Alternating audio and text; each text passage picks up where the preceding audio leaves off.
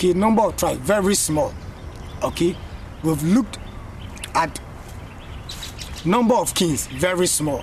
Number of land, very small. Okay, now we are going to look at the fourth thing. Now the Bible says that the tribes, the specific tribes that Moses actually gave rest, okay, or gave possession, were mentioned. That was the tribe of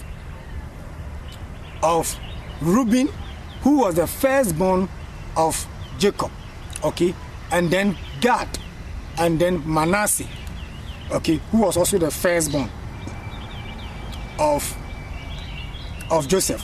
Okay, so Moses actually had two firstborn, the firstborn of Jacob and the firstborn of Joseph. Now, I want us to look at something.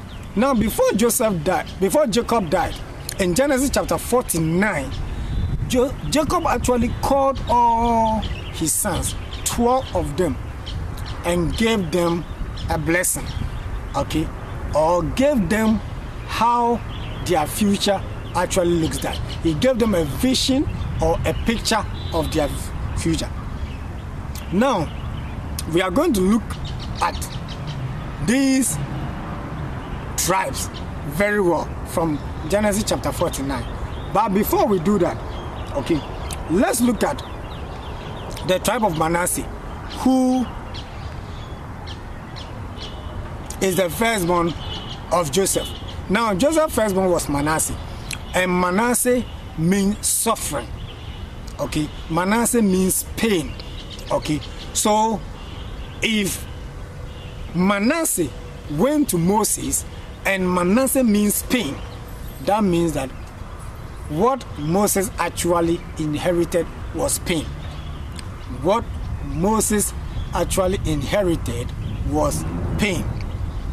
Okay, now that is one. Okay, I don't want us to go there, but take note that Manasseh means suffering, Manasseh means pain. So the tribe of Manasseh that went to Moses actually meant pain. Okay, but let's go to Genesis chapter 49 and look at the picture that Jacob gave to his 12 sons. Now, all the declarations or the messages that Jacob gave to his 12 sons can be categorized into two. Now, the categorization is good and bad.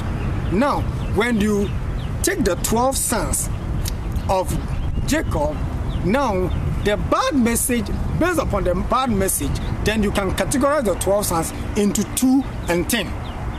Okay, now 2 of the sons had a bad message, whilst 10 of the sons had a good message. Okay, and we'll look at this in Genesis chapter 49.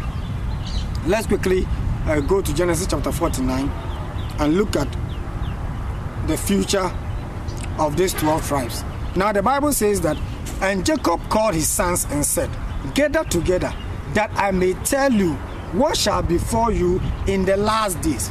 Okay, so that was Jacob telling his sons what the future actually holds for them. Okay, now verse 2, he said, "Gather together and hear, you sons of Jacob, and listen to Israel your father. Reuben, you are my firstborn, my might, and the beginning of my strength, the excellency of dignity, and the excellency of power. Unstable as water, you shall not excel. Because you went up to your father's bed, then you defiled it. He went up to my couch." Okay, so Reuben, who was the firstborn of Jacob, went to Moses, a kingdom spectator. Now look at the things that were said about Reuben. Now Reuben was a firstborn. That was 1. 2, he was his father's might. He was the beginning of his strength. He was the excellency of dignity and the excellency of power. But unstable as water, you shall not excel. Okay, now in kingdom spectators, okay, no matter how you enjoy when you go to the stadium or when you go to any game and enjoy yourself, still the enjoyment that you get is very small. Okay, so Reuben was somebody that they said you will not excel. Okay, unstable as water, you will not excel. So if you're a leader and the tribe, okay, that you are ruling over, they tell you they will not excel, where will you, the leader, go? Okay, Reuben was a tribe that they said he was unstable as water. He had strength, he had power, but he could not manage his power. Okay, and because he had strength and power and he could not manage his power, the Bible said that he will not excel. So Moses was residing over a tribe that is going nowhere. Now, if you reside over a tribe, if you're a leader and you reside over a tribe that is going nowhere, then you, the leader, you are going nowhere. Okay, so Moses was residing over a tribe that is going nowhere. They were not going to excel. His power was excellent. His strength was excellent. Dignity was excellent. But he was not going to excel. Okay. Now, Manasseh means pain. And Reuben was not going to excel. And in life, if you are in life and you are not going to excel, then you obviously go through pain. Okay. Now, let's look at the other tribe. What was said about them. Okay, now we have all the tribes here, Judah and Co, but I'm looking for the tribe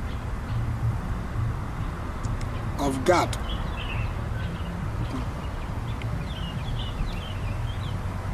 Now, the prophecy about Gad is found in Genesis chapter 49 verse 19.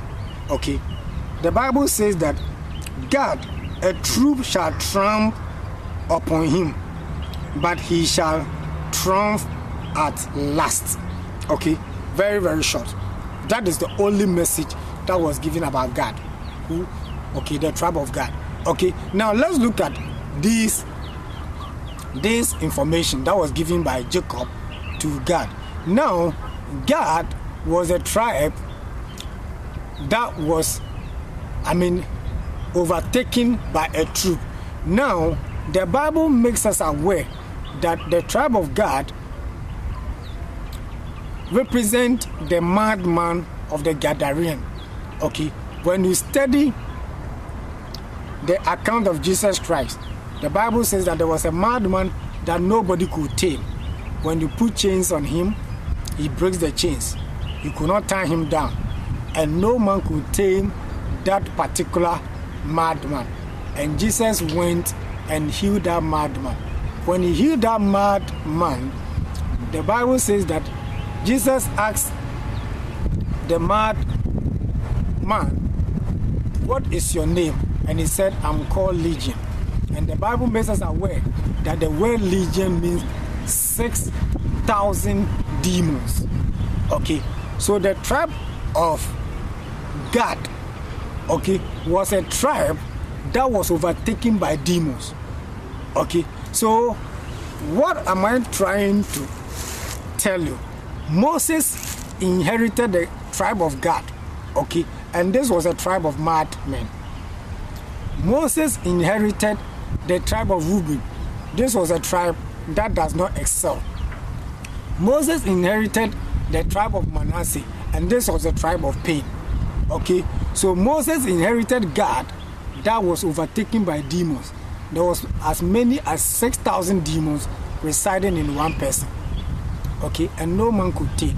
Okay, so the question is, if you're a leader and you reside over a tribe that are mad, a tribe that has been overtaken by demons, a tribe that represents suffering or pain, where are you going to get to? Okay, so it will tell you what it actually means when you become a kingdom spectator. Okay, you should not become a kingdom spectator.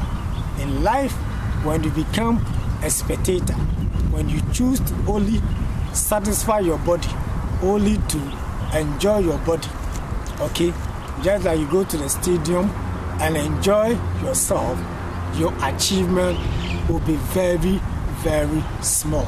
Your achievement will become very, very scanty.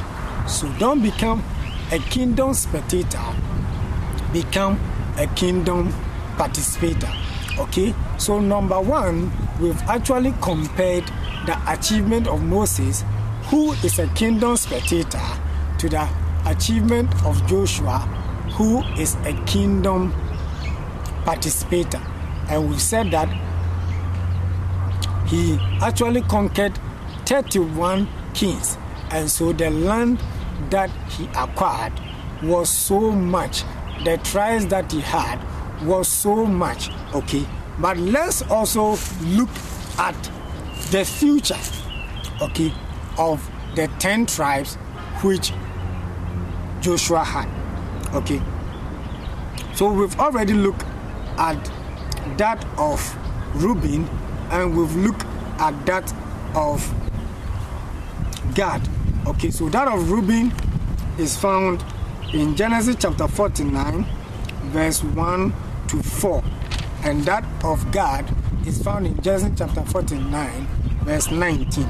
So from verse 5, the Bible says that Simon and Levi are brothers. Instruments of cruelty are in their dwelling place. Instruments of cruelty are in their dwelling place. Okay. Let not my soul enter their counsel. Okay. Now look at the word enter again, which means that Jacob was saying that he was not going to participate. He was not going to be a part of their cruelty. He said they are instrument of cruelty. And he said, not let my soul enter their counsel. Let not my honor be united to their assembly. For in their anger they slew a man. In their self-will they hung strong an ox. Cursed be their anger, for it is fierce, and their wrath, for it is cruel. I will divide them in Jacob and scatter them in Israel. Okay, so that is also another unfortunate comment about two tribes, and that is the tribe of Simeon and Levi, where their anger is cursed. Okay, now we move on to verse 8.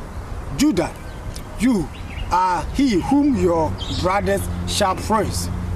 Your hand shall be on the neck of your enemies. Your father's children shall bow down before you. Judah is the lion's whelp. From the prey, my son, you have gone up. My bows, he bows down. He lies down as a lion, and as a lion he shall rouse him. Okay, so you will find out that the comment about Judah is very, very good. Judah is a master hunter. Okay, he hunts his enemies just like the lion hunts for his enemies. No wonder Joshua was able to succeed, because he could target his enemies and bring them down. Okay, now verse 10. The scepter shall not depart from Judah, nor a lawgiver from between his feet, until Shiloh comes, and to him shall be the obedience of the people. Okay, binding his donkey to the vine, and his donkey's cord to the choice vine. He washed his garment in vine, and his clothes in the blood of grapes. Okay, his eyes are darker than wine, and his teeth whiter than milk. So you see that there's a lot of good comments about Judah. Okay, the Bible says that the scepter shall not depart, okay, from him, and that is why Joshua was able to become a good leader over these tribes. Okay, Now verse 12, verse 13. Zebulun shall dwell by the haven of the sea. He shall become a haven for ships, and his border shall adjoin Sidon. Okay.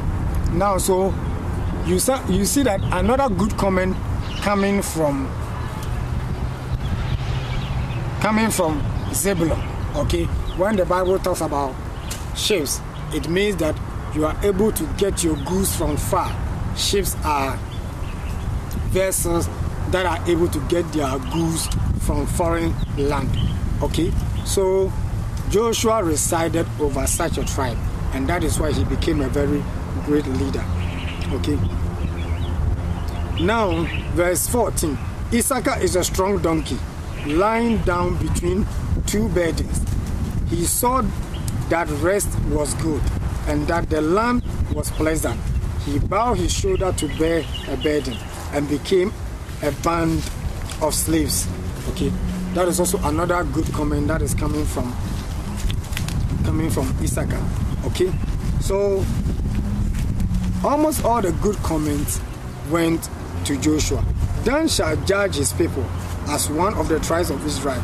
Dan shall be a serpent by the way, a viper by the path, that bites the horse heels, so that the rider shall fall backward. I have waited for your salvation, O Lord. Okay, I will jump verse 19 because we've read verse 19 already. Verse 19 talks about God, and move on to verse 20. Bread from Asher shall be rich, and he shall yield royal deities. Okay, so look at that. The Bible says that bread from Asher shall be rich, and he shall yield royal deities. And this tribe actually was a tribe that Joshua resided over. Now, Naphtali is a deer let loose. He uses beautiful words. Now, Joseph is a fruitful bough by a well. His branches run over the wall. Okay, the archers have bitterly grieved him, shot at him, and hated him, but his bow remained in strength, and the arms of his hands were made strong by the hands of the mighty God of Jacob. From there is the shepherd and stone of Israel, by the God of your father, who will help you, and by the Almighty, who will bless you, with blessings of heaven above, blessings of the deep that lies beneath, blessings of the breast and of the womb. Blessings of your father have excelled the blessings of my ancestors, up to the utmost bound of everlasting hills. They shall be on the head of Joseph, and on the crown of the head of him who was separate from his brothers. Benjamin is a ravenous wolf. In the morning he shall devour the prey, and at night he shall devour the spoil. Okay. The Bible says that these are the 12 tribes of Israel, and this is what their father spoke of them, and he blessed them. He blessed each one according to his own blessing.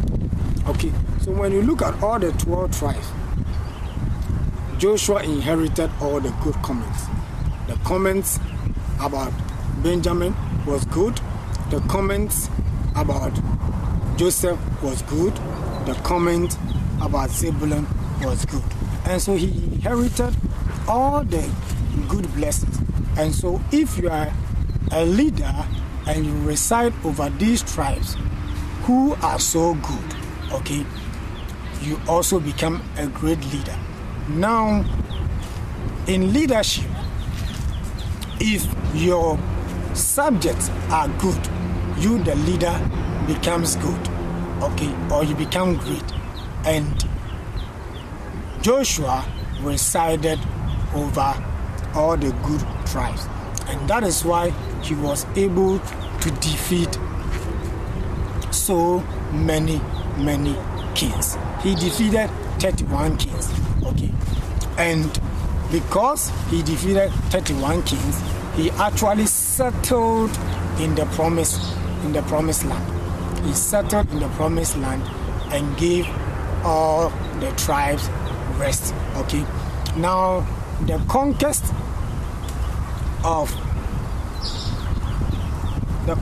of Joshua is a lot. We are just going to read just a few. Okay, now when you read verse 12, okay, to 7, now the Bible says that verse 7, and these are the kings of the country which Joshua and the children of Israel conquered on the side of the Jordan, on the